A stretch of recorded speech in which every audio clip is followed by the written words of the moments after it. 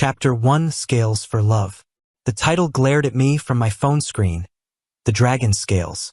A romance fantasy novel. Beastmen, magic, betrayal, heartbreak. All that juicy, dramatic mess that keeps readers hooked. I'd only started it out of boredom last night. Now, here I was, sprawled on my bed with crumbs on my shirt, reading like my life depended on it. And already I was furious. The story opened on a gorgeous scene. The male lead, Daniel, a dragon beastman, no less. Dragons in this world were basically living miracles. Born rarely, their bodies overflowed with strength, their blood infused with magic, their scales harder than steel and more valuable than gold. Naturally, everyone wanted a piece of them. Daniel, however, wasn't some greedy tyrant. No, he was stupidly, devastatingly in love. And the one he loved? His human spouse. Lucas? I muttered, pinching the bridge of my nose. I swear, if you give him one more. On the glowing screen, Daniel smiled softly, tilting his head so his black hair fell into his golden eyes. If it makes you feel better, I don't mind. Then, with fingers far too gentle for the brutal act, he plucked a shimmering scale from his own chest. I winced. Holy shit. The text described it in detail. The faint ripping sound, the blood welling beneath, the raw skin left exposed. He didn't even let himself cry out. He just curled the bleeding scale in his palm and offered it like a gift. And his spouse? The bastard just took it. No hesitation. No shame. Thank you, Daniel. This will help me stay healthy, the human said sweetly, not even glancing at the spreading red stain on Daniel's shirt. I wanted to hurl my phone across the room. You selfish trash. Do you even know what you're holding? I shouted into my pillow. My neighbors probably thought I was insane. The scene shifted. A small figure peeked from the doorway. Their son. Half dragon, half human, big bright eyes brimming with tears. The poor kid, watching his father weaken day after day, shoulders trembling as another scale was torn free. But Daniel never once explained the pain. He just smiled and said, "It's for your dad. Don't worry." I gritted my teeth. God, I could see it. The boy's fists clutching his shirt, the way his lips trembled but no words came out. He wanted to scream, to cry, to stop it. But he was too young, too afraid of losing the fragile warmth of his family. Damn it. This is the worst kind of tragedy bait. I groaned, flopping back on my bed. I kept reading, unable to stop even as my blood boiled. Every time the spouse asked, Daniel gave another scale. Sometimes he flinched. Sometimes he bled so badly he nearly collapsed. But he never refused. All because of love. Love, my ass. What kind of love demanded your body piece by piece until nothing was left? What kind of spouse watched you bleed and smiled like it was nothing? Daniel was a dragon, for crying out loud. Strong enough to burn cities, majestic enough to be worshipped as a god. And yet here he was, reduced to a pathetic fool by affection. I slammed my phone against the mattress. You're an idiot, Daniel. A gorgeous, loyal, hopeless idiot. The chapter ended with Daniel tucking his son into bed. His shirt still damp with blood, his skin aching, his smile as tender as ever. The little boy whispered, "Father, does it hurt?" Daniel's hand paused mid-stroke in the child's hair. Then he laughed softly, shaking his head. "Not at all. As long as your dad is safe, I can endure anything." My chest twisted. The son didn't believe it. I didn't believe it. No one with a working brain would believe it. And yet Daniel, he believed in his own lie. I stared at the glowing screen long after the words blurred together. This world was cruel. Dragons were priceless, and that made them vulnerable. Daniel had everything: power, rarity, love to give. But instead of treasuring him, the people closest to him were bleeding him dry. I squeezed my phone so tight my knuckles cracked. If I were there, I'd drag that scumbag spouse out by the collar. I'd slap some sense into Daniel's thick head. And I'd tell that poor kid the truth, that his father's love shouldn't have to hurt like this. I muttered darkly, but I wasn't there. I was just a reader, watching, cursing, helpless. Still, as I scrolled to the next chapter, one thought burned in me like fire. This story had better give Daniel the happiness he deserved, or I was gonna lose my damn mind. Chapter 2, The Healer's Shadow. I should have known it would get worse. Tragedy novels don't stop at bleeding you once. They wring you dry. And sure enough, the next chapter introduced a new character. The so-called healer. He appeared in the village square like he owned the place. Tall, handsome, with a smile too bright to be trusted. The narration practically drooled over him. Clear skin, silky blonde hair, eyes like the summer sky. If Daniel was the kind of beauty that made you think of gods carved from stone, this guy was the opposite: warm, charming, approachable, and slimy. Oh, so very slimy. Because who was waiting with open hands to receive Daniel's freshly plucked scale? Not the spouse. No, the spouse delivered it to this healer. Ah, thank you. With this, I'll be able to craft a tonic that strengthens the body. For someone as delicate as you, it's absolutely necessary. The healer said smoothly, his fingers brushing against the spouse's hand just a little too long. The spouse blushed. I sat up in bed, choking on my own spit. Excuse me, did you just… Oh, hell no. I yelled at my phone. And then, because this author clearly wanted me to die of rage, the healer leaned in close, murmuring something about how fragile beauty must be cherished. Their lips brushed. A kiss. A freaking kiss. Are you kidding me? I shouted so loudly my downstairs neighbor thumped the ceiling. Meanwhile, where was Daniel? Back home. Bleeding. Smiling like a fool while he tended the fire. He thought he was saving his beloved spouse's life, never imagining that the scales he gave so painfully were being used as love tokens. I wanted to strangle someone. Actually, scratch that, I wanted to strangle both of them. The healer for being a manipulative parasite, and the spouse for being the absolute lowest of lowlifes. And Daniel, oh Daniel, why was he like this? Strong enough to split mountains, wings large enough to blot out the sky, and yet his greatest weakness was love. He never once questioned why his spouse needed tonics. He never once asked why the healer had to be the one to prepare them. No, Daniel just believed. Because in his eyes, the spouse's smile was worth more than all the scales on his body. I groaned into my pillow. You dumb dragon. You hopeless, lovesick dumbass. And the kid? Oh, don't get me started. The boy had been left behind once again. While his other parent fluttered around with the healer, and Daniel exhausted himself to keep the household running, the child was quietly burdened with everything else. Fetching water, cleaning the floors, chopping vegetables that were too big for his small hands. His father never complained, so neither did he. But I could see it. The way the boy's eyes lingered on his father's weary figure. The way his lips pressed together whenever Daniel swayed from dizziness after losing another scale. He wanted to help. He wanted to scream. He wanted someone to care about him. But no one did. The spouse barely looked at him anymore, too busy batting eyelashes at the healer. Daniel smiled and patted his head but then returned to his suffering, thinking it was all for love. So the boy worked harder, hoping maybe, just maybe, if he made himself useful enough, they'd notice him. My chest ached. This is child neglect. I swear to God, if I could reach into this book, I'd adopt that kid myself. Give him a damn hug. Teach him his letters. Buy him toys. Anything but this nightmare. I muttered, pacing my room like a madman. The healer, of course, kept pushing boundaries. Every time he appeared, the spouse's eyes lit up like fireworks.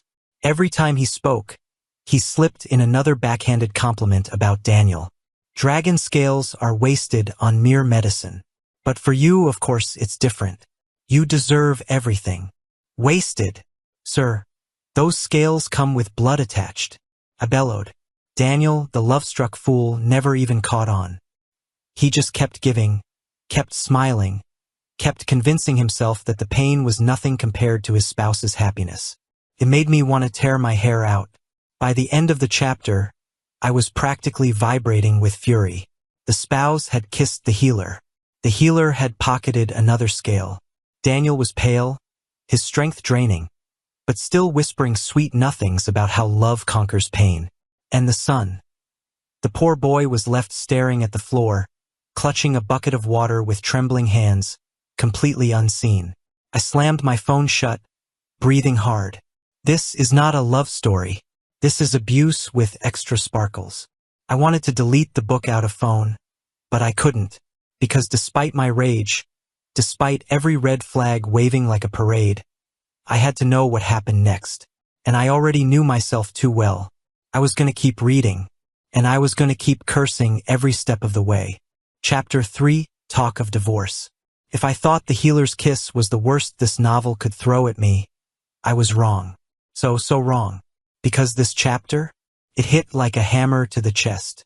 It started with a conversation, not a fight, not a dramatic showdown, just casual cruelty, the kind that slices deeper than shouting ever could. Daniel sat at the edge of the bed, his hands folded, his face pale. He'd clearly just given another scale. His shirt was spotted with blood, the raw wound hidden beneath fabric. He smiled faintly, golden eyes dim but warm. Across from him, the spouse sighed, twirling the newly delivered scale between delicate fingers. Daniel, don't you ever wonder if this marriage is the right path for us? I froze, staring at the line on my phone. No. Don't you dare, I hissed. Daniel blinked, clearly caught off guard. What do you mean? The spouse tucked a strand of hair behind their ear and sighed again, all weary elegance, as if they were the victim here. I think we're not compatible. You're always so serious, so devoted. And me, well, I need more. Someone who understands me. I clenched my fists. You've got to be kidding me. You've got a dragon who worships the ground you walk on, and you're whining about compatibility. Daniel flinched. Just a flicker, but enough for me to feel it in my bones. Still, he smiled. Always smiling. If that's what you need, I'll try harder. Try harder. I slammed my pillow over my face and screamed into it. Daniel, you absolute clown.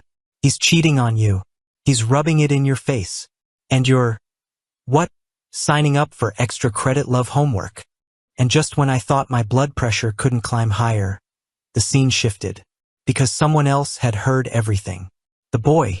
He stood in the hallway, barefoot, clutching a small towel. He'd probably been on his way to help with chores again.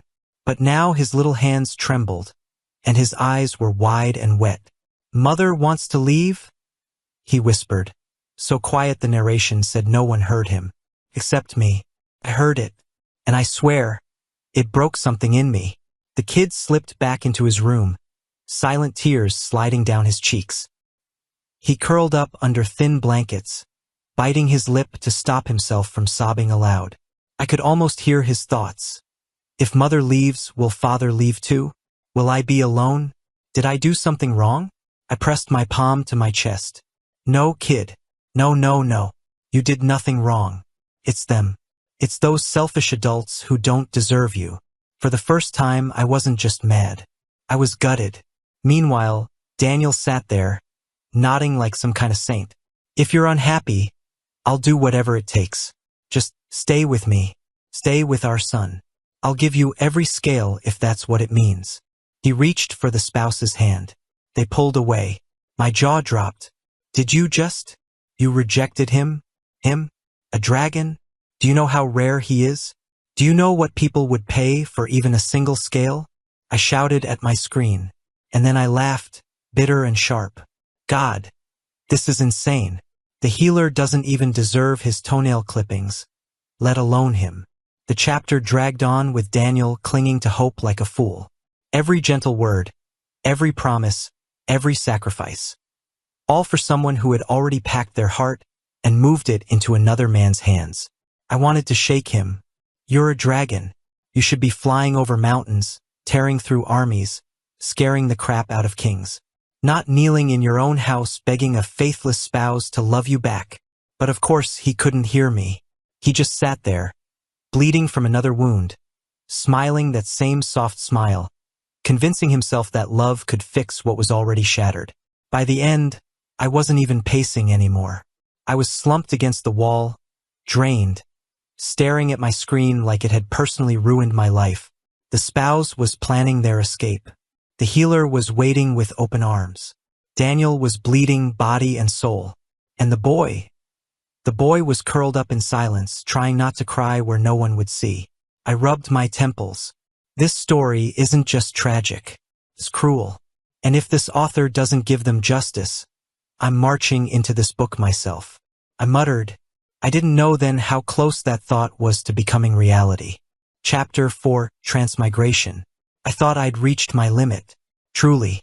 Cheating, lying, neglect, betrayal. The novel had already served me every flavor of misery. I was this close to rage quitting, chucking my phone into the wall, and swearing off fantasy romances forever. But no, the author wasn't done torturing me yet. Because this chapter made me question if I was the reader or the victim. It began with the spouse's voice, smooth and sharp as a dagger. If you want me to stay, Daniel, give me more scales. My throat went dry. There he was again, Daniel, kneeling like some tragic hero. His chest already scarred, his skin pale from blood loss. And still. His eyes were soft, his smile gentle. If that's what it takes, I'll do it. For you. For our son. He whispered. Don't, I muttered, gripping my phone so tightly it creaked. Don't you dare. But he did. Of course he did. The spouse leaned forward, fingers curling around one of the glimmering scales near Daniel's collarbone. There was no hesitation, no tenderness, just greed. Rip. The sound made my stomach lurch. Daniel's body jolted, his breath hissing between clenched teeth. Blood welled instantly, soaking his shirt. And yet he didn't fight back. He didn't even frown. It's all right as long as you stay, he whispered. The spouse sneered. Actually sneered. Then bleed more, dragon. Show me how much you love me. I shot up from my bed. You monster. That's not love. That's butchery. Daniel's body swayed. His knees buckled. The strength of a dragon, brought down by endless devotion. His golden eyes flickered with pain but still held no anger. Then he collapsed. Right there on the floor, blood pooling beneath him, wings trembling faintly as though even they couldn't shield him anymore. Father! The boy's voice cracked like glass.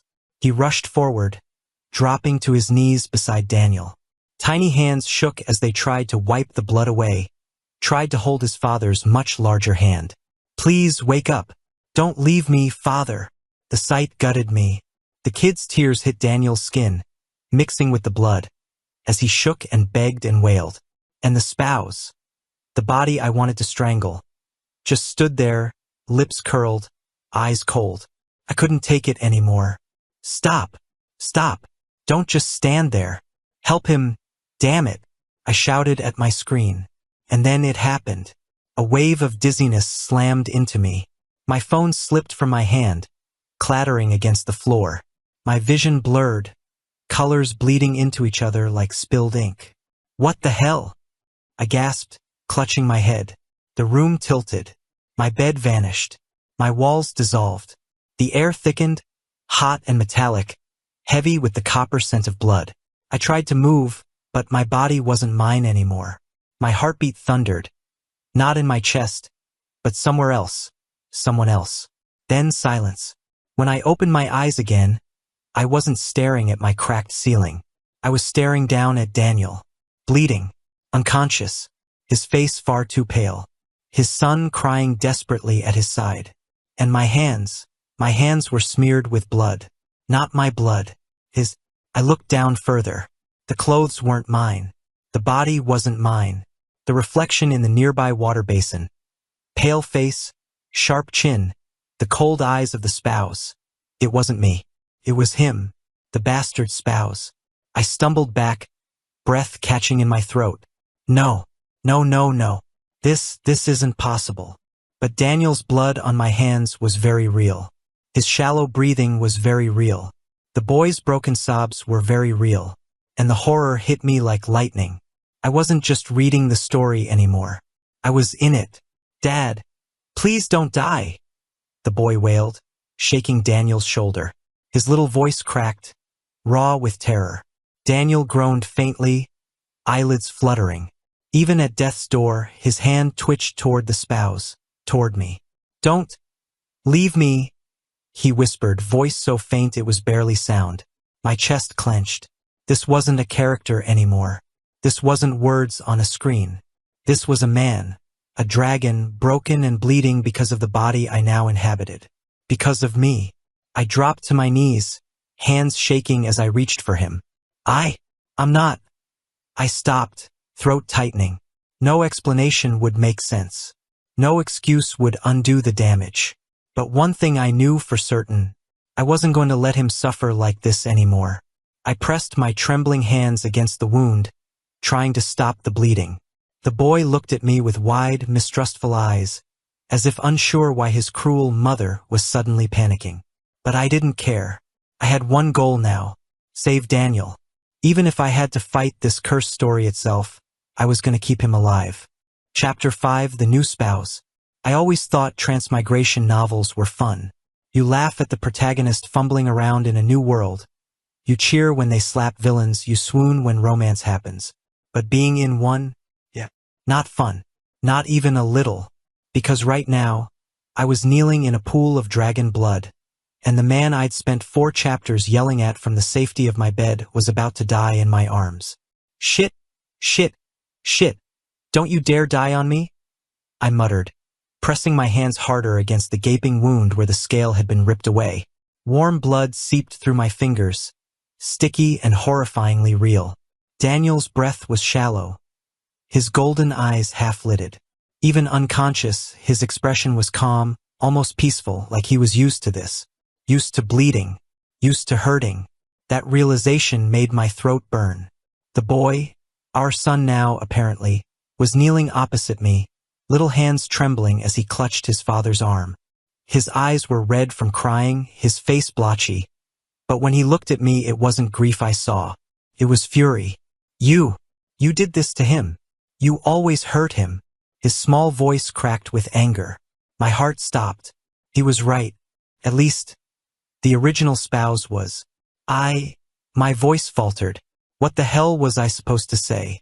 That his cruel, selfish parent had conveniently been replaced by some random fan who swore too much? That I'd never touch a single scale again because I wasn't that person anymore? Not exactly believable. So I did the only thing I could. I focused on saving Daniel. "Listen, get me cloth. Clean ones. Now," I said, voice sharp because panicking wouldn't help. The boy blinked at me like I'd grown a second head. "What? Cloth?" I snapped, then forced myself to soften my tone. "Please. For your dad, hurry." For a moment I thought he'd refuse. His mistrust was plain as day. His little mouth pressed into a thin line. But then his gaze dropped to Daniel's pale face, and with a sniffle he scrambled to his feet and ran. As soon as he was gone, I bent over Daniel again. "You stupid, stubborn dragon. Giving your scales away like candy. If you die now, I swear I'll—" My voice cracked. "No, you're not dying. Not on my watch." The boy returned with torn bedsheets. I ripped them into strips and pressed them against the wound, binding them as tightly as I could. My hands shook the whole time, but I refused to stop. Daniel groaned faintly, head turning toward me. For a split second, golden eyes flickered open and landed on me. I froze. There was no hatred there, no accusation, just confusion, and the faintest glimmer of something that looked dangerously like hope. "Rest, I've got you. Just rest," I whispered, forcing the words out. His lips parted like he wanted to speak, but no sound came out. His hand twitched weakly, then fell limp again. When I finally sat back, my makeshift bandages were soaked through but holding. His breathing was still shallow, but steadier than before. The boy knelt by his father's side, clutching his hand. He cast a wary look at me, like he couldn't decide if this sudden kindness was some cruel trick. Why are you helping him now?" he whispered, voice thick with tears. I swallowed hard. How could I explain? That I wasn't the monster who had hurt them. That I didn't know how long I'd be here. But as long as I would never let this happen again. I was wrong. I won't hurt him anymore. I promise. I said simply because it was the only truth I could give. My throat tightened. The boy's eyes narrowed, searching my face for a lie. He didn't trust me. Not yet. But he didn't pull his father's hand away either. Hours passed like that. The boy dozed off, leaning against Daniel's arm. I sat on the cold floor, watching the rise and fall of Daniel's chest, terrified it would stop at any moment. I should have been freaking out about transmigrating, about being trapped in the body of the story's most hated character. But all I could think about was the warmth seeping into my palms, where they rested on Daniel's bandaged chest. This wasn't a scene in a book anymore. This was a man who had suffered too much, a boy who deserved better, and me, stuck here but maybe with the chance to change something. I clenched my fists. Fine. If fate was going to shove me into this story, then I'd rewrite it myself. No more scales, no more blood, and no more tears for Daniel and his son. Chapter 6, First Gentle Acts. I never thought my first day in another world would be spent elbow deep in raw vegetables. But hey, life comes at you fast. And apparently so does the judgment of a very small child. The kitchen, or what passed for one, was cramped and smoky, with a battered wooden table, a fireplace doubling as a stove, and shelves full of ingredients I barely recognized. A pile of roots sat in front of me, half chopped, half butchered. I muttered under my breath as my borrowed knife skidded across the cutting board. Why couldn't I transmigrate into a rich, noble family? No, it had to be the dirt-poor cheating spouse of a bleeding dragon. Thanks, universe. From the doorway, the boy stared at me like I'd grown horns. His arms were crossed, his small face pinched with suspicion. Every time I fumbled the knife, his little eyebrow twitched. What? I asked, then immediately regretted it. His eyes narrowed further, and he hugged himself like he was preparing for the cruelty he always expected. I sighed, forcing my tone softer. Look, I'm just cooking. For you. And your father. Nobody's dying today. He blinked, clearly unconvinced. The soup, if you could call it that, looked like swamp water by the time I ladled it into bowls. I chopped the vegetables too big, added way too much salt, and nearly burned the bottom, but at least it was warm. I set the bowls on the table with as much dignity as I could muster. Dinner, I announced. The boy eyed the food like it was poison. Try it. I didn't spend an hour wrestling those carrots for nothing. I urged. His lips pursed. Slowly, suspiciously, he dipped his spoon into the soup. He lifted it to his mouth, hesitated, then sipped. His eyes widened. Not because it was good, hell no, but because it wasn't bad. Edible. Warm. Different from the cold leftovers he was probably used to eating alone. I held my breath. Well, it's okay, he muttered, refusing to look at me. Relief hit me so hard I nearly collapsed. I knew it. I am a culinary genius. That was when Daniel shuffled into the room, pale and unsteady, one hand pressed against his bandaged chest. My heart lurched. Hey, what are you doing out of bed? Sit down before you fall over. He paused, startled, then slowly lowered himself into a chair. His golden eyes flickered from me to the steaming bowls, confusion clear in his expression. You cooked. I bristled defensively. What? Surprised I know how to hold a spoon. It's not great, but it's better than nothing. He studied me, suspicion warring with something softer. Then he picked up his spoon, blew on the soup and took a cautious sip. A beat of silence. Then, quietly, thank you. The words were so gentle, so unexpected, that I almost dropped my own bowl. Don't mention it, seriously, don't. My ego can't handle it. I muttered quickly, looking away. We ate in silence after that. Awkward silence, but not hostile. The boy slurped his soup slowly, sneaking glances at me like he was waiting for me to snap. Daniel kept his head bowed, as if savoring something he hadn't tasted in a long time. Not the soup, but the simple act of being cared for. And me? I just sat there, realizing how badly this family had been starved of the most basic kindness. When the bowls were empty, Daniel set his spoon down and looked at me again. His eyes lingered, searching. I straightened, forcing the words out before I could lose my nerve. I'm never touching your scales again. The boy froze. Daniel stiffened. I swallowed hard, meeting his gaze. Not for medicine. Not for love. Not for anything. You hear me? You're not a larder to be picked clean. You're... My throat caught, but I forced the words through. You're a person. The silence that followed was heavy, thick with disbelief. Daniel's eyes trembled, but he said nothing.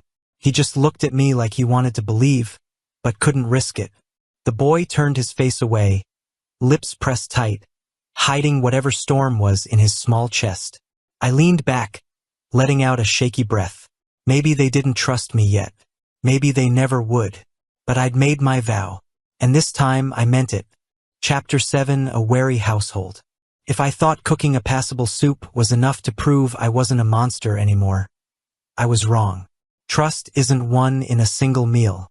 Not when the scars of the past are still written on someone's skin. And in this house, those scars ran deep. The boy was the first to test me. He didn't do it openly, of course. He was small, but not stupid. He'd learned to survive by tiptoeing around his so-called mother, careful not to draw too much attention. But now he was watching me. Every move, every word. If I raised my voice too suddenly, his shoulders would stiffen. If I reached for something near him, his body would flinch, just a fraction, as though bracing for the cruelty he'd known before. And every time it happened, my chest tightened. Came to a head one morning. I found him standing on a stool, reaching up to grab a bucket of water from the high shelf. The thing was half his size, heavy enough to tip him right over. "Hey, what are you doing?" I called, rushing forward. He froze like a deer caught in headlights, the bucket wobbling dangerously. I was going to fetch water," he stammered, gripping the handle tight. My gut twisted. He wasn't just trying to be useful, he was trying to prove his worth, to keep himself safe from neglect. I approached slowly, careful not to spook him. "Listen, champ. Buckets that big aren't meant for kids your size. You'll break your arms before you get it halfway full." He glared at me, chin jutting out stubbornly. "You'll just get mad if I don't do it." The words hit harder than a slap. I crouched down to his level, forcing myself to meet his eyes. "No, I won't. Not anymore. You hear me? If you can't carry it, then I'll do it. That's my job. Yours is, I don't know, growing up safe, learning, being a kid." His glare wavered. His hands trembled around the handle. "Liar," he whispered. My throat tightened, but I kept my voice steady. "Then test me. Refuse. Say no. See if I get mad. Go on." He blinked, startled. For a long moment he just stared at me. Then slowly he let go of the bucket. It landed with a dull thunk. He stepped back, watching me like he expected a storm. But I only smiled, grabbed the bucket, and said, "See? No yelling. Just me carrying this oversized thing because I've got the muscles for it." I carried it out the door, leaving him frozen in silence behind me. Later that day, I caught Daniel watching me. He sat at the table, golden eyes thoughtful, expression unreadable. His bandaged chest rose and fell slowly, still weak but improving. "You're different," he said quietly. I swallowed, suddenly self-conscious under that gaze. Different good or different bad? He didn't answer immediately. Instead, his eyes lowered, lingering on the scars crisscrossing his chest where scales had once been torn away. My stomach nodded. The memory of ripping those scales, of the spouse's greedy hands, of Daniel's silent endurance, flashed in my head, even though it wasn't me who had done it. But the body I wore had. I forced myself to look at him. Really look. Each scar was a wound I couldn't erase, a reminder of the cruelty that had carved itself into his flesh. "I'm sorry," I whispered before I could stop myself. Daniel's head jerked slightly, as if he hadn't expected that. "I don't care what excuse there was before, you didn't deserve any of this. Not the pain, not the lies, not the scars," I said, voice rough. For a long moment, silence filled the room. The boy sat quietly beside his father, eyes wide, clearly listening. Finally, Daniel shook his head faintly. "You're strange." A humorless laugh escaped me. Yeah, guess so. But I meant every word. That night, lying on the thin mattress, I couldn't sleep. Every time I closed my eyes, I saw Daniel's body. Those scars, those wounds, that fragile smile he wore like armor. And I felt guilt, sharp and suffocating. Because even if it wasn't my crime, I was the one here now. In this body, in this role. And it was my responsibility to make it right. No matter how long it took, I would prove it. To the boy, to Daniel. This household had been a place of pain. But I'd turn it into something else. Place of safety. Place of trust. Maybe even, someday, a place of love. Chapter 8, The Healer Returns. I was starting to think maybe I could handle this new life. I'd survived cooking without poisoning anyone. The kid hadn't called me a monster for 2 whole days. Daniel had even accepted my help without flinching. Which was exactly when the universe decided to throw the biggest wrench into my fragile progress. The healer came back. It was mid-afternoon when a sharp knock rattled the door. The boy froze, spoon halfway to his mouth. Daniel tensed, golden eyes narrowing. I wiped my hands on my apron and went to open it, already muttering, "Who the hell visits uninvited in the middle of the day?" And there he was. Glossy black hair tied neatly at his nape. Robes trimmed in green, practically screaming, "Look at me, I'm important." A smile too smooth to be sincere. The infamous NPC healer. "Darling, I was beginning to worry," he said warmly, eyes raking over me. Every nerve in my body recoiled. He stepped inside without permission, carrying that air of entitlement like a perfume. His gaze darted toward Daniel, lingering on the bandages, before returning to me. "I trust you've kept up our arrangements? Your husband's scales. I'll need more soon. You wouldn't want to fall behind, would you?" His voice was silken, calculated. Behind him, Daniel's shoulders stiffened, jaw tightening. The boy clutched his spoon like a weapon, glaring. And me? I nearly exploded. "Are you insane? Do you hear yourself? You're standing in my house asking for my husband's flesh like it's candy." I snapped. The healer blinked, startled by the tone. Then he chuckled, tilting his head. "Ah, I see. Playing coy today, are we? But you know as well as I, his scales are medicine. Vital for your strength. For your beauty.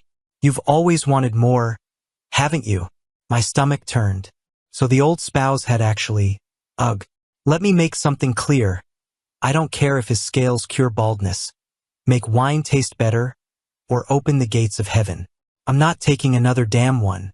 Ever. I hissed. The smile slid off his face. His eyes hardened. "You're serious?" he asked softly, dangerously. "Dead serious." I shot back. His hand lifted, brushing my arm in a mock-gentle caress. "You'll regret this, you know. He's weak, fragile. What will you do when you tire of him? When you remember what you used to want?" I yanked my arm away like his touch burned. Newsflash. I already regret plenty. But the one thing I won't regret is protecting Daniel. For a moment, silence stretched taut between us. His gaze sharpened, calculating. Finally, he leaned close, voice low. "Careful, darling. You can pretend you're different, but I know what you are. I know your sins. And if you don't come to me willingly..." His lips curved into a cruel smile. "I'll make sure everyone else knows too." Threats. Of course. Classic villain move. I forced a laugh, sharp and humorless. "Go ahead. Announce it to the whole damn kingdom if you want. It doesn't change the fact that you're a parasite feeding off someone else's pain. And if you ever come back here..." I stepped closer, meeting his eyes with every ounce of fury in me. "You'll regret it more than I ever could." He stared at me, stunned, maybe even a little unsettled. Then, with a tight smile, he bowed mockingly. "Very well. But don't forget, you can't erase the past so easily. I'll be back." His footsteps retreated, the door shutting with a sharp thud. I let out a shaky breath, my hands trembling. The boy was still frozen at the table, eyes wide. Daniel sat stiffly, watching me with something unreadable in his gaze. Had he heard all of it? Of course he had. He always heard everything. I turned, meeting his eyes, my chest pounding. I meant it, no more scales. Not now. Not ever. I said softly. For a long moment he said nothing, just stared, as though weighing every syllable, every flicker of emotion in my face. Then he lowered his gaze, the faintest spark of something fragile and dangerous flickering in his golden eyes. Hope. That night, long after the boy had gone to bed, I sat awake replaying the scene in my head. The healer's smirk, his threats, the way Daniel had looked at me afterward. I'd burned a bridge I could never rebuild. But honestly, good. Some bridges deserved to burn. And if that smug bastard came back, he'd find out the hard way. This spouse wasn't his puppet anymore. Chapter 9, Trust begins. The boy had been watching me like a hawk ever since the healer's little visit. Not that I could blame him. He probably expected me to cave, to go crawling back to that snake with Daniel's scales in a pouch. But I hadn't. And maybe, just maybe, it planted the tiniest seed of doubt in his mistrust. I was determined to water it. Later, I found him sulking at the table, chin propped on his arms. Bored? I asked. He didn't answer, just shrugged. Well, time for school, I said, dragging a piece of charcoal and a scrap of paper over. His head snapped up. School? Yeah, letters, numbers, you know, stuff that makes your brain grow big and scary. I scribbled a shakia on the paper and held it up. This is the first letter. Say it with me. He frowned suspiciously. Why? Because if you can read, you can learn anything. If you can count, you'll never be cheated in a market. And if you're really good, maybe you'll grow up smarter than me. That's not hard, he muttered. I gasped dramatically. Ouch. My pride. But he was already leaning closer, curiosity peeking through his defenses. We spent the afternoon like that. Him copying wobbly letters, me correcting with exaggerated patience. Both of us bickering lightly. Every time he got one right, I cheered like he'd won a tournament, and though he tried to hide it, his chest puffed a little. When his hand cramped, I massaged his fingers gently. He stiffened, startled by the touch, but didn't pull away. For a moment, I thought, this is what a real parent should have been doing all along. What I didn't realize was that we weren't alone. From the shadow of the doorway, Daniel was watching. His tall frame leaned against the wall, golden eyes soft but unreadable. He said nothing, didn't interrupt, just observed. When our eyes finally met, he didn't look away. Something flickered there. Something fragile, like the first spark of fire struggling to stay lit. Trust. That night, as the boy dozed off clutching his charcoal-stained fingers, I lingered by his bedside. I brushed his hair back gently, whispering to the sleeping child, I'll make sure you never have to beg for love again. Not from me. Not from anyone. From across the room, Daniel's quiet voice answered, He's smiling. I turned. He was standing there, arms crossed loosely, gaze fixed on his son's peaceful face. He hasn't smiled in his sleep since before. His voice broke off, but the meaning hung heavy in the air. My chest ached. I'll give him more reasons to smile, I promised. Daniel's eyes lingered on me, softer than ever, before he nodded faintly. And in that moment, I realized, for the first time since I arrived in this story, we weren't just surviving together. We were beginning to build something real. Chapter 10, First Real Warmth. It started with stew, which, to be fair, was a risky gamble. My last attempt at cooking had been edible but barely. Still, something in me wanted to try again. Not just to fill stomachs, but to see if this house could feel like a home for once. So there I was, sleeves rolled up, hair plastered to my forehead with sweat, stirring a pot like it contained the secrets of the universe. The boy sat at the table, chin on his hands, watching with narrowed eyes. Suspicion was basically his default expression around me. Don't look at me like that, this is going to be good. I swear, I said, wagging the spoon. He sniffed. Last time it was salty. Last time was an experiment. This time it's a masterpiece. I shot back. When the stew was finally done, I ladled it into 3 bowls. The smell wasn't terrible. In fact, it was decent. We sat together at the table, the 3 of us. Daniel moved carefully, his tall frame awkward in the small space, golden eyes soft but wary. The boy sat between us, hands folded like he was bracing for something unpleasant. I held my breath as they each took their first bite. The boy chewed slowly. His eyes flickered, then he swallowed. It's not bad. I threw my hands in the air. I told so. Daniel's lips twitched. Not quite a smile, but close. It is good, he said quietly. That was almost better than praise. The silence wasn't tense anymore, it was comfortable. Between spoonfuls, the boy muttered small complaints about the stew's carrots being too big, and I countered with exaggerated defenses. Daniel listened, his eyes moving between us, something warming behind them. Then, halfway through his bowl, the boy spoke. Not to complain, not to accuse, but softly, hesitantly. Dad. My spoon clattered against the bowl. I froze, heart hammering. He flushed, staring down at his food, clearly regretting the word the instant it left his mouth. But I wasn't about to let it pass like nothing. Say that again, I whispered.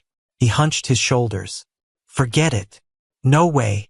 My voice cracked, and I leaned across the table. You called me Dad. Do you mean it? Silence. His small fists tightened on the edge of the table. Then, in the tiniest voice, yes. My chest tightened so hard it hurt. I wanted to cry, laugh, and shout all at once. Instead, I swallowed the lump in my throat and reached across the table to ruffle his hair. Then I'll protect that word with my life, I said. The boy's eyes shimmered, but he ducked his head quickly, shoving another spoonful into his mouth like nothing had happened. Daniel was staring at me, not in anger, not in suspicion, but in something I'd never seen from him before. His gaze was warm, raw, almost disbelieving. Maybe things can change, he murmured, so softly I almost missed it. I looked at him, then at the boy, and felt a surge of determination burn through me. They already have, I said, and for the first time since I'd opened my eyes in this cursed story, I believed it. That night, as I cleaned the bowls and the boy drifted off to sleep with a faint smile on his face, I caught Daniel's gaze again. He didn't say anything. He didn't need to, because in that silence, in that fragile warmth, something unspoken had begun to grow. And this time, I wasn't going to let it die. Chapter 11, Healer's Scheme. I should have known the peaceful dinner wouldn't last. Stories like this never let you bask too long before throwing a bucket of ice water over your head. Sure enough, the next day, the snake slithered back. I was out in the yard, hanging damp laundry on the line, when I felt eyes on me.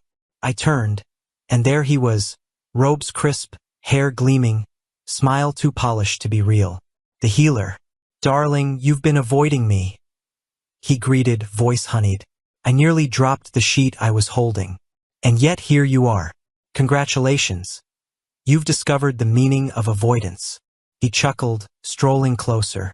No need to be so sharp. You know I only want what's best for you. For us. The audacity. My skin crawled. He leaned in, lowering his voice. You must be exhausted, caring for that beast and his brat. Don't you want more? More strength, more beauty, more freedom? I can give you everything. All it takes is a few more scales. I stepped back, grip tightening on the sheet. Let me make something very clear. I'm not interested in you, or your sweet words, or your so-called gifts. His smile faltered, but he pressed on, reaching to brush his fingers over my arm. Don't pretend. You always came back to me before. You always bent. I slapped his hand away, hard. Newsflash. I'm not that person anymore. You don't love me. You never did. All you love is what you can take. And I'm done being your puppet. For a moment, the mask slipped. His eyes flashed with something sharp, ugly. You think the beast will love you? You think he hasn't already guessed your betrayal? You'll tire of him again just like before. And when you do, you'll come crawling back. He hissed. I laughed, harsh and humorless. Keep dreaming. If you think I'll trade Daniel's blood and pain for your cheap promises, you're delusional. Now get out. His face twisted. You'll regret this, both of you. If you stand in my way, Then neither of you will survive what's coming. He spat. He spun on his heel, storming off, robes snapping behind him. Only then did I notice Daniel. He stood at the doorway, silent, golden eyes fixed on me. I didn't know how much he'd heard, but from the look on his face, it was enough. Daniel, I started. He shook his head faintly, gaze unreadable, and turned back inside. My chest ached. Had he believed me? Did he even dare? But one thing was certain. The healer had declared war, and I wasn't about to let him win. That night, as the boy slept soundly for once, I sat awake, replaying every word, every threat. The healer had underestimated me. He thought I'd be easy to seduce, easy to manipulate. But he was wrong. This time, he wasn't just facing a foolish spouse. He was facing me. Chapter 12, The Kidnapping. I should have known the healer wouldn't stop at words. People like him never did. Threats weren't the end, they were just the opening act. It was early morning. The sun hadn't fully risen, but the boy was awake, chasing a chicken around the yard while laughing softly to himself. Daniel was inside, mending something with those big hands of his. I was just stepping out with a bowl of porridge when everything shattered. The boy screamed. I dropped the bowl. It hit the ground with a crack, porridge splattering over the dirt. My head snapped toward the sound, and my blood ran cold. The healer stood there, arm wrapped tight around the boy's waist. His free hand pressed over the child's mouth. The boy kicked, clawed, tears streaming down his cheeks, but the healer's grip was merciless. Let him go, I shouted, rushing forward. The healer's smile was razor thin. Don't worry, I won't hurt him. Not if you cooperate. You filthy. He's a child. My voice broke with rage. A half-dragon child. The healer corrected smoothly, eyes glinting. Do you know what his blood can do? Stronger than scales, purer than marrow. He's the key to everything. And he's wasted here. The boy whimpered against his hand. My chest twisted painfully. Daniel appeared in the doorway then, golden eyes glowing like fire in the shadows. The moment he saw his son struggling in the healer's arms, the calm in his expression cracked. Something primal rose in his face, something terrifying and beautiful all at once. Release him, Daniel said, voice low, vibrating with fury. The healer only laughed. Or what? You'll bleed for me again? Maybe I'll take the boy instead. His blood will fetch me power beyond imagination. With it, I can. He didn't finish, because Daniel moved. One heartbeat, he was a man. The next, scales rippled across his skin. Claws burst from his fingers. Wings erupted from his back with a thunderclap of air. His dragon form unfurled in all its terrible glory, black scales gleaming like obsidian, eyes burning molten gold. The healer's smugness faltered. The boy cried louder, reaching out desperately. Father! Daniel roared. The sound shook the ground beneath us, rattled my bones, made the chickens scatter in a frenzy. The healer stumbled back, clutching the child tighter in panic. I didn't think, I just ran. Over here. You wanted me before, didn't you? You're after me too. Let him go and take me, I yelled, drawing the healer's gaze. It was a bluff, a stupid one, but I had to distract him, just for a breath. And in that breath, Daniel struck. He lunged with inhuman speed, claws swiping, wings crashing forward like a storm. The healer tried to dodge, tried to drag the boy with him, but Daniel's tail whipped around, knocking the bastard flat. The boy tumbled free, rolling across the dirt. I darted forward, scooping him up. He buried his face against my chest, shaking like a leaf. It's okay. It's okay. I've got you. He won't touch you again. I whispered fiercely. The healer scrambled to his feet, robes torn, face twisted in fury. You'll regret this. Both of you. Do you think the world will forgive a dragon gone feral?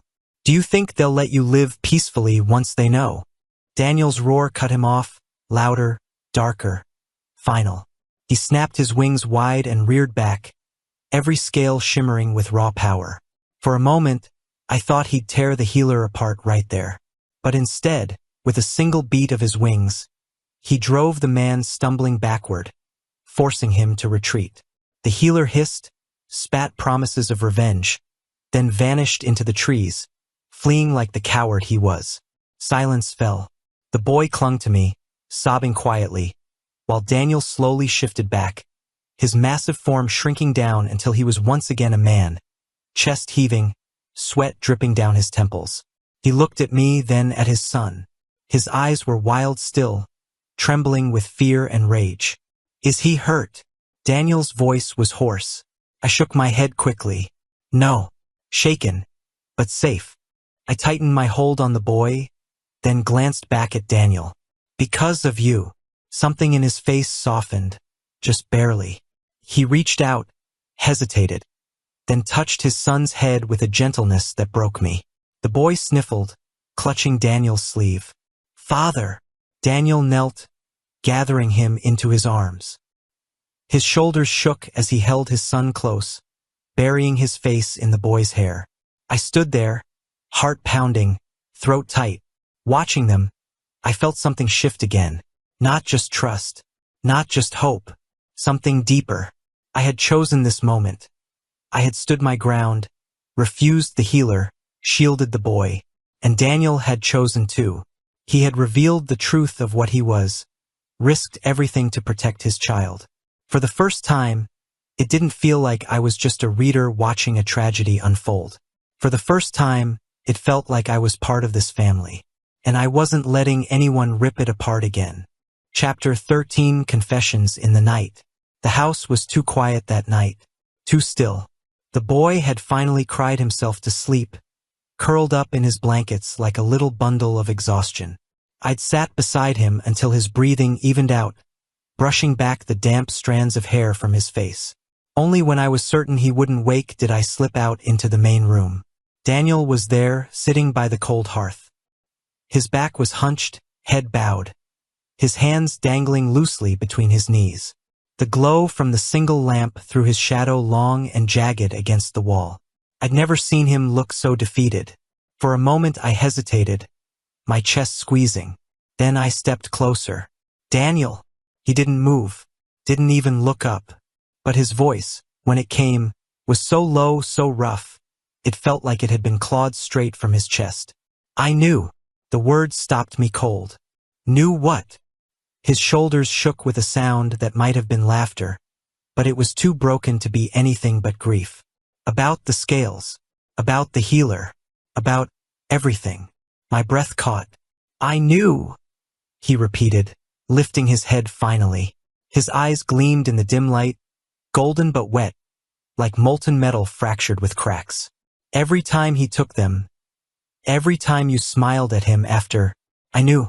But I told myself it didn't matter as long as you stayed, as long as you didn't leave me. I thought, maybe if I gave enough, it would be enough." His voice cracked. He pressed a trembling hand to his face. "God." I stepped forward before I even thought, kneeling down in front of him. "Daniel."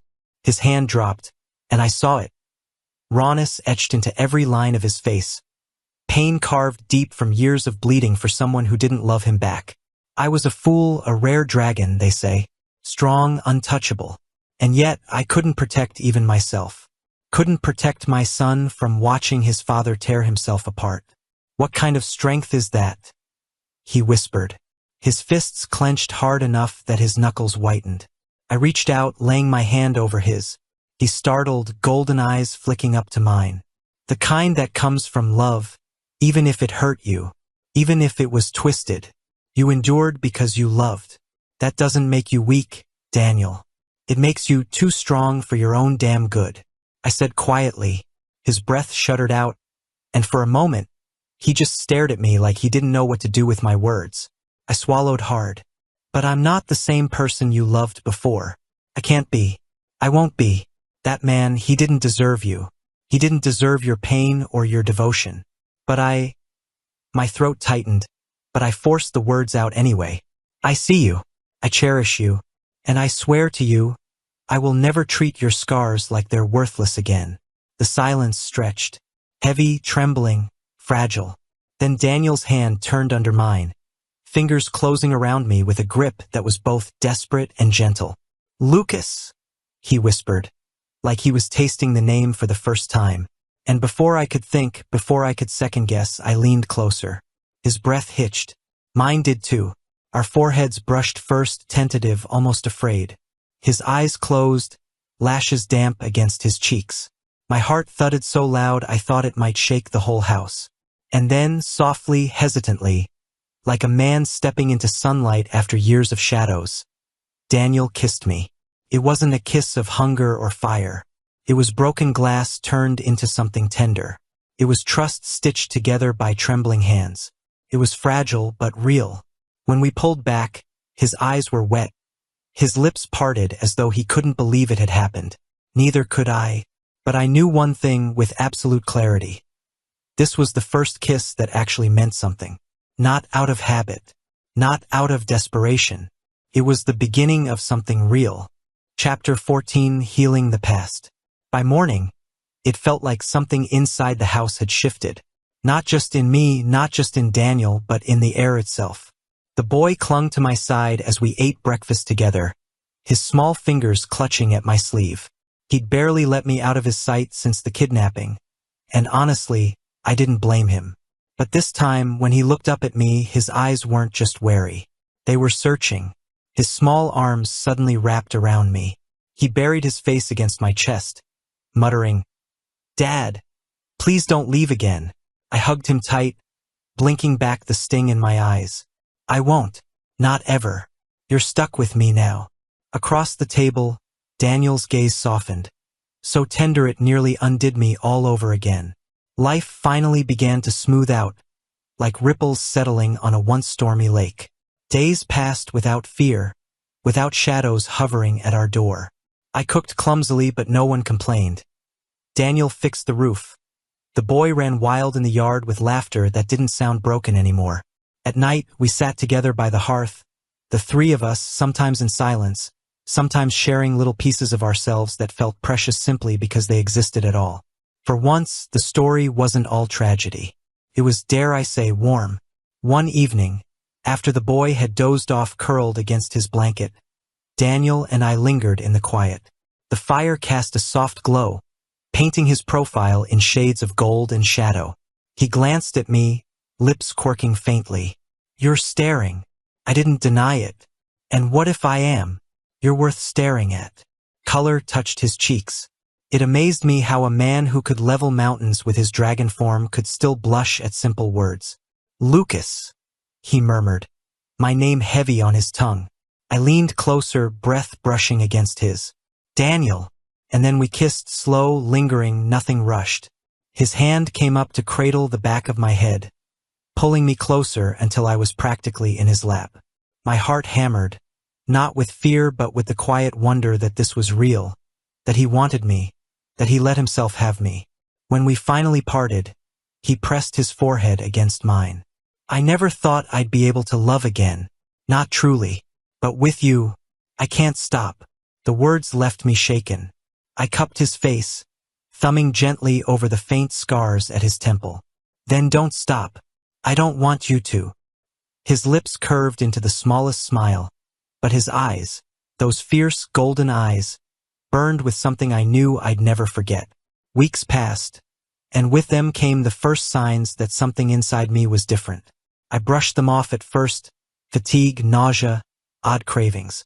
It wasn't until one morning when I nearly collapsed, clutching my stomach, that Daniel's worried frown forced me to see reason. The village elder, a woman with eyes like sharp stones, examined me carefully. Then she gave me a look I couldn't quite read. "You are pregnant, the child of a dragon and human may carry life in either parent. And you are carrying." I sat frozen. Her words echoed, too heavy to fit in my skull. Pregnant. I was pregnant. By the time I stumbled back to Daniel, my hands trembled like leaves in the wind. He turned at once, catching my shoulders. "Lucas? What's wrong?" I looked at him, throat dry.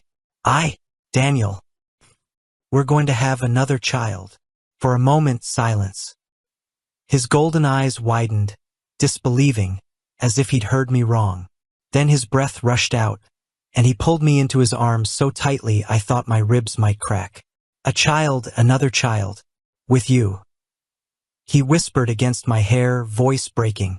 He was shaking, and I realized Daniel, the man who had endured bleeding himself raw, who had faced betrayal and ridicule, who had torn the sky open in his dragon form, was crying. I buried my face against his chest, heart swelling. We're going to be a family. A whole family. That night, the boy curled into my lap, chattering happily about names for his soon-to-be sibling. Daniel sat beside us, one arm around me, the other steady on our son's back. Do you think the baby will have wings? The boy asked eagerly. Maybe, but no matter what, they'll be loved, I said, ruffling his hair. Daniel's arm tightened around me. More than anything. I looked at them both. The child with eyes so full of trust now, the dragon who had finally let himself believe in love again, and felt the quiet thrum of life growing inside me. This was it. This was the ending I'd never expected when I first cursed my way through the bloody novel on my screen. Not tragedy, not betrayal. Family. Whole. Real. Ours. And for the first time, I wasn't just watching the story. I was living it.